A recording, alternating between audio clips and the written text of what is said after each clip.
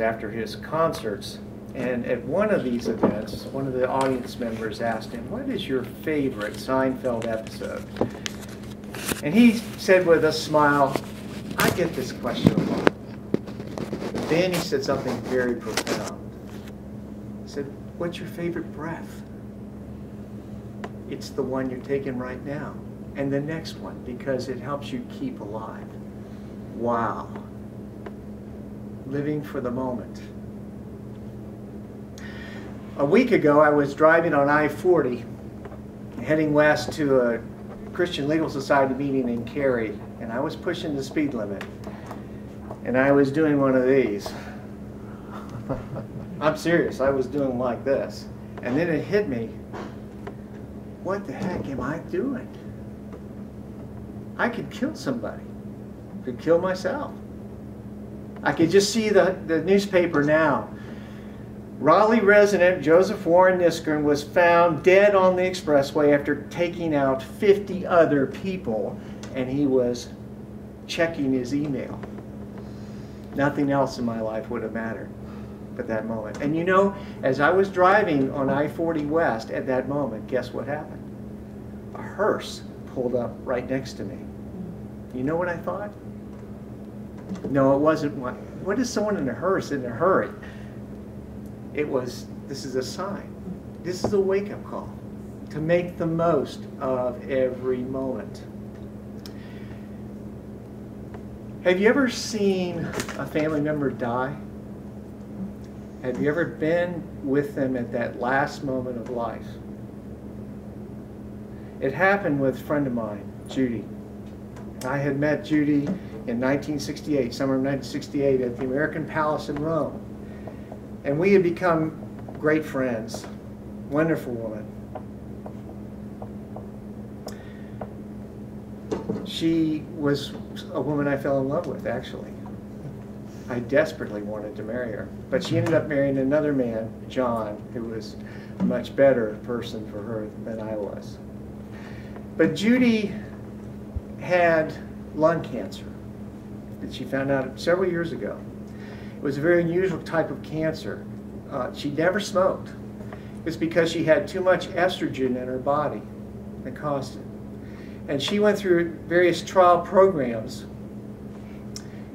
and actually beat the cancer.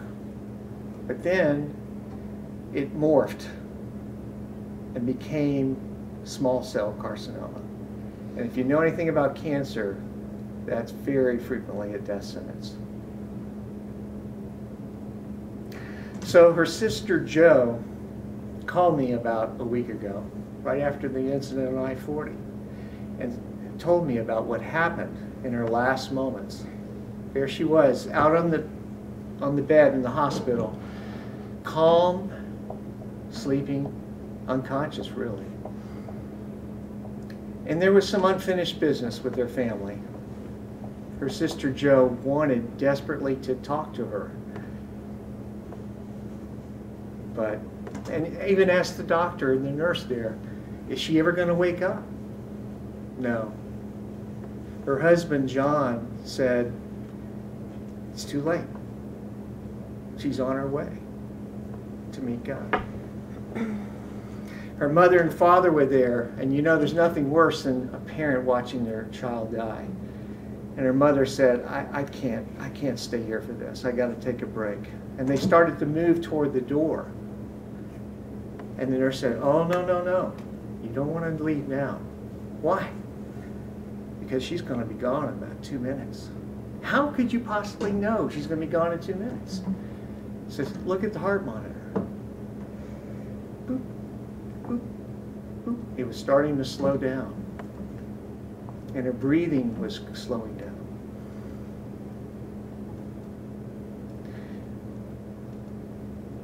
There was so much that they wanted to say to each other, but it was too late. What if that had been you on that bed, and your heart monitor was going boop, boop, boop? What would you want to say? What would you want to do when it was too late?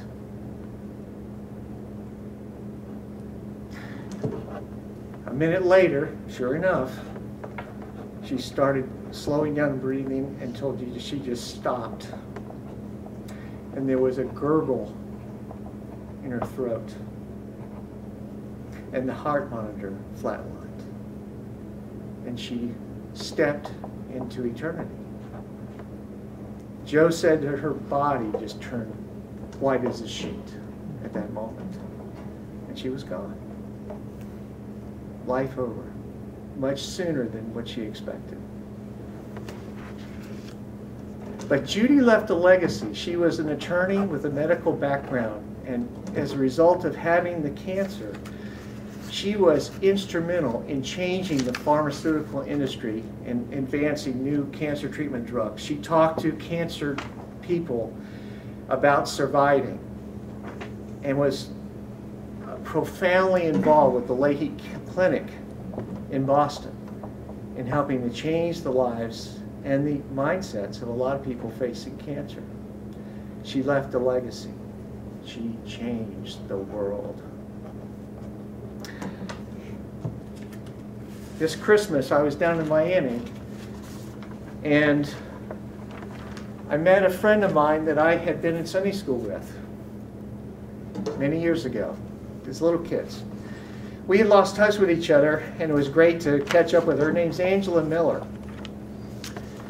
And she had written a book. She was looking for it to be turned into a movie starring Holly Hunter. But she was on, this was at Christmas Eve. She was racing around the church, taking care of a lot of things. Vibrant and alive. And we took that picture. 6 days after that picture was taken, she was dead.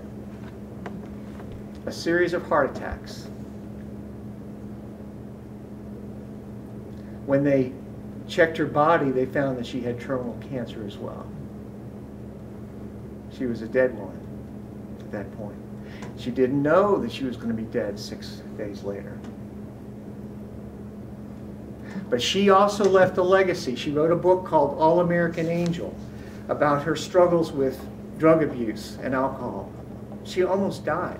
She wears an angel on her left shoulder. You can't see it in the picture, but there's an angel on her shoulder.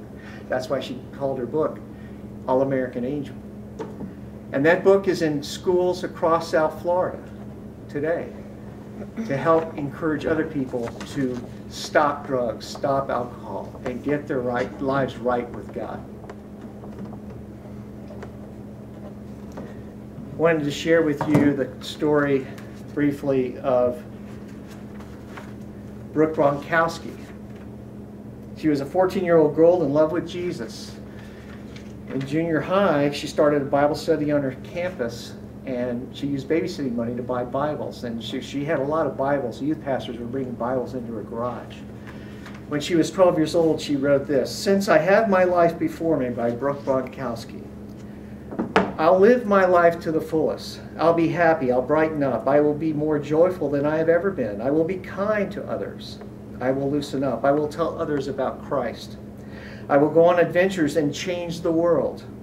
I will be bold and not change who I really am. I will have no troubles, but instead help others with their troubles. You see, I'll be one of those people who live to be history makers at a young age. Oh, I'll have moments, good and bad, but I'll wipe away the bad and remember only the good. In fact, that's all I'll remember, just good moments. Nothing in between, just living my life to the fullest. I'll be one of those people who go somewhere with a mission, an awesome plan, a world-changing plan, and nothing will hold me back. I'll set an example for others. I will pray for direction. I have my life before me. I will give others the joy I have, and God will give me more joy. I will do everything God tells me to do. I will follow the footsteps of God. I will do my best." She wrote that at 12. At 14, while she was on the way to the movies, she was in a car wreck and was killed. At her funeral service, 1,500 people came. And at the service, they shared some of her poetry that she wrote. 200 people got down on their knees wanting to get right with God. And they were given a Bible. The Bibles that were in Brooke Gronkowski's garage. Life is so short, friends. What is your legacy? What footprints will you leave in this life? Horace Mann made a statement once that really caught my attention, and I want to share with you. It's a paraphrase. If you do not change the world in one way before you die, you should be ashamed. If you don't change the world in one way, change the world, we should be ashamed. Make a difference. What is your legacy? If you didn't go home today, would anyone care? If you didn't go back to work, would anyone miss you? Leave your footprint. Make things right with people while you have the time. Share the love. Change the world.